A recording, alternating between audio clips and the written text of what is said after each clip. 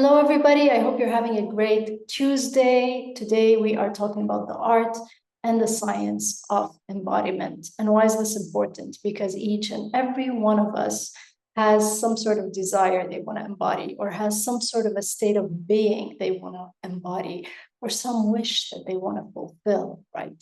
So embodiment is key in that whole process of turning something from an idea or a quality or a feeling into a tangible, visible reality. That's actually the very definition of embodiment. It's a representation or an expression of something in 3D, something that you're feeling or wanting in 3D reality.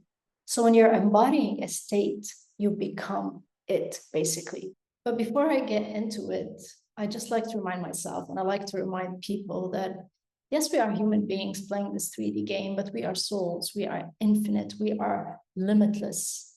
And the fact that we're told that there are certain things as humans that we can do and certain things that we cannot do, this has only created a whole range of beliefs based on limitations, based on programming. So each one of us carries a whole lot of limiting beliefs, from thousands of years, if not more, hundreds of thousands of years, maybe, saying this is what we can do, this is how long a wound takes to heal, this is what you're capable of, and that's it. But we have to remember that we're just here playing a game. We're here living in a duality. Yes, weaknesses and strengths, but we can also turn our weaknesses into strengths. We can transform energy from one state into another state. Our DNA carries a lot of different kind of programming, a programming where our powers can be expressed in 3D. This is what's happening now with more people waking up, more people activating their DNA. So the word here that's key is belief. What kind of beliefs are we carrying? What kind of limiting beliefs are we holding in our system? When a belief is very firmly rooted, when it's nourished, when it's nurtured, it turns into a knowing. A knowing is simply a belief where there's no doubt, there's no resistance, and it's one way from that idea, from that quality, from that feeling into its destination in 3D so that it becomes visible. That's why when you have a great belief that serves you and you turn that into a knowing, it becomes your truth. That's when you embody it fully and completely. So it's very important to remember that we are souls. Souls are beings of light, divine love, divine power. And when I say power, it's not strength over someone, strength over something. When we say power, it's more of willpower, the ability to create energy, the ability to transform energy from one state to another state.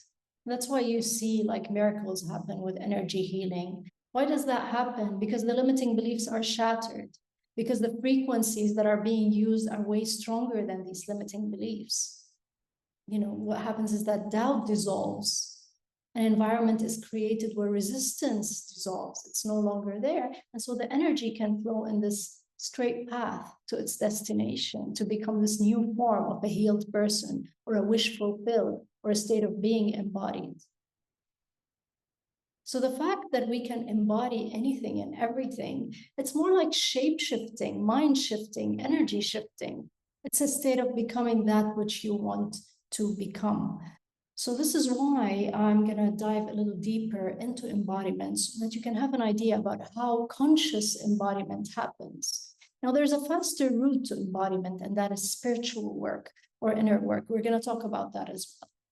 But first, let's start with this conscious embodiment that you can do, that you can, a state of being you can achieve so that you can see your wish fulfilled, you can see your desire manifesting, you can see that which you want to attract happening, you attract what you want to attract. So embodiment is key in attraction, it's key in manifestation. And what are you involving in that state? You're involving your mind, you're involving your heart, you're involving every cell in your body. So it's a body, mind, heart game that we're playing here. We're achieving some sort of alignment with that which we want to embody, with that desired state. And alignment is what I focus on in my program, your Ultimate Alignment Program, that combines these spiritual practices with other simple practices that you can do so you can conjure up this inner environment that is so strong and so powerful and so magnetic that you can manifest whatever it is that you're trying to manifest. Of course, the key is in your consistency and your self-love, which I also teach in the program. Because if you don't have self-love, you're not going to go all in. That's why part of the program is about teaching people how to love themselves enough to do what's right for themselves. Because your reality is not going to shift unless you really want it to shift, unless you really want to play the game right. So when I look at embodying and embodiment as an inner environment that you create, the best metaphor I can think of is a house. You know, if you want to live in a house, but that house is really worn out, that house, you know, the walls are cracked, there are cracks in the walls, the foundations are not solid, so they're wobbly. There's a lot of dust, there's a lot of dirt, it's not clean, you know, there's a lot of dirt inside. You really won't be able to live in that house. You wouldn't want to live in that house. And it's the same thing with your desired reality or the desired wish that you would like to embody. So let's say you want to embody bliss, for example, or you want to embody that desire of being promoted at work. If that inner environment is not welcoming, is not hospitable enough, if that house is not tidy, doesn't have a solid foundation, the walls are not proper, there's a lot of dirt inside. So if your environment is not ready, you don't have the capabilities to conjure up the right feelings, the right emotions, the right thoughts, if you don't have that solid foundation, then bliss will not be attracted to you. That job is not going to find you. That job is not going to want to be there for you. And you have to remember that your outside reality is nothing but your inside reality, your inside environment pushed out. Let me say that again. So your outer environment or your outer reality is nothing but your inner reality or inner environment pushed out. That's the science of embodiment. There's a lot of saturation in your inner environment with the qualities and the feelings and the thoughts of that desire that you have, that it gets transformed into visible reality. Where's it going to go, really? Energy has to flow somewhere. Because if you're saturating yourself with the right feelings, with the right qualities, you know, things that you want will be attracted to you because you will have a lot of magnetism. You know, so much energy is flowing right there. So, you know, the waves of energy will attract similar waves. So, and similar frequencies. So this is how embodiment happens. You want to shift your focus from your outer environment to your inner environment as much as possible throughout the day. I'm not saying that you want to become delusional and you want to completely disconnect from your outer reality. You are still going to do the things that you want to do. You are still going to have tasks, you're going to have work, you're going to have responsibilities, but you want your focus to be that inner world. So you want to live in that inner world more often, even while you're washing dishes or while you're helping your kids with homework. So the first thing you want to do is you want to set time aside for yourself. You want to set some time aside for yourself, even if you're a very busy mother, even if you're an entrepreneur who has no time in his hands, you know, you're always going to find 5 or 10 minutes that you can set aside for yourself. If you're living in total chaos and total confusion, that is survival mode. And that's exactly why you need to embody a different state of being. So you want to set 5 minutes or 10 minutes aside, especially maybe in the early morning when you wake up or right before bed, where you can enter into this imaginary state of being. You're summoning up that inner experience. So you want to let your imagination loose. And I'm not saying you have to visualize details, but just, for example, if you want to be wealthy, right? So you want to summon up that experience. What does it feel like to be very wealthy? What does it feel like to have that kind of freedom of choosing to do whatever you want at any point in time? What does it feel like to feel so prosperous and so abundant? If you want, for example, to be promoted? What does it feel like to be in that promoted state? How do you behave? How do you speak now that you've got that promotion? So, right, you want to summon up that inner experience within you. So that's one way, that's one of the ways in which you can start embodying that wish fulfilled, embodying that desired state. Number two, you want to use affirmations. Now, affirmations are not used properly by many people because they simply state a desire in writing that has a totally different frequency from what's going on within. For example, if you feel on a very deep level that you're unworthy and you sit there and you try to affirm, I am worthy, I am worthy, I am worthy all day long, there's no feeling there. That's not going to do anything. Affirmations have to be written in a way that goes past your limiting beliefs. They have to be written in a way that lands well with you. So it's about the way they're written. It's about the way they're crafted. I have a free ebook called 144 Absolute Affirmations. Just leave me a comment below or send me a direct message and I will send it to you. And it's made in such a way, it's written in a way that goes past your limiting beliefs. So there's no doubt, there's no resistance there. So for example, if you're feeling unworthy, and you want to feel worthy, your affirmation will sound something like this. I'm starting to appreciate myself more every single day. I'm starting to love myself more every single day. I'm being grateful more and more every single day for my strengths. I'm starting to see my strengths more often. So these are the kind of affirmations that can bring about a gradual shift in your frequencies when there's a big discrepancy between your frequency and the frequency of that which you're trying to embody. So using affirmations and repeating them maybe several times a day while you're doing other tasks, while you're shifting your focus to the inside, right? Because where attention goes, energy flows. So you want to do your tasks normally, you want to follow that program for the day, but you want your focus to be within you. You want the world to revolve around you here. You want your world to revolve around you for some time. And it's not about being selfish. It's about conjuring or summoning up that right environment, that right inner environment. Okay, so that is the second thing. The third thing is the mirror effect. A mirror effect is when you have conversations with yourself, honestly, authentically. You look at yourself in the mirror, you look into your own eyes, and you see that infinite soul, that unlimited being that you are. And you can tell yourself, wow, I love being in that new position at my work. I love that I got promoted. I love that I started this business. So you start also living that desire. You start living it by looking at yourself, looking deep into your eyes, and turning that belief into a knowing, simply because when you're speaking to yourself, you're speaking to an unlimited, infinite being. That's your inner being. That's who you are.